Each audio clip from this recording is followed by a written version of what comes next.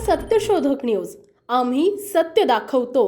महाराष्ट्र राज्याचे उपमुख्यमंत्री नामदार अजित पवार यांच्या निधनामुळे संपूर्ण राज्यावर शोककळा पसरली असतानाच जळगाव प्रसिद्ध चित्रकार सुनील दाभाडे कलाशिक्षक मानवसेवा विद्यालय यांनी आपल्या कलेच्या माध्यमातून त्यांना अनोखी आणि भावपूर्ण श्रद्धांजली वाहिली आहे। दाभाडे यांनी आपल्या कुंचल्यातून अजित पवार यांचे एक अत्यंत जिवंत आणि बोलके तैलचित्र रेखाटले असून त्याद्वारे त्यांनी आपल्या भावना व्यक्त केल्या आहेत।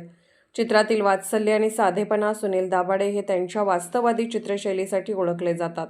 या चित्रात त्यांनी अजित पवारच्या चेहऱ्यावरील सात्विकता आणि त्यांचा साधेपणा हुबेहूब टिपला आहे।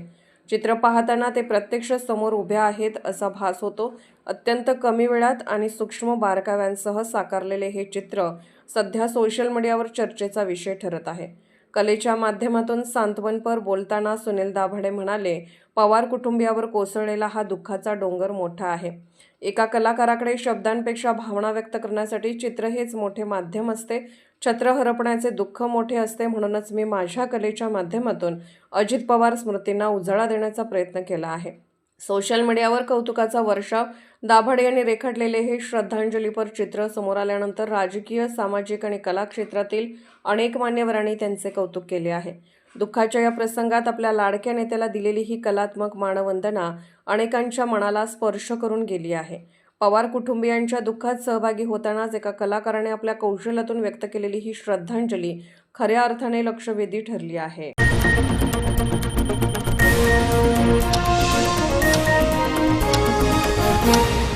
महाराष्ट्र सत्यशोधक न्यूज, आम्ही सत्य दाखवतो।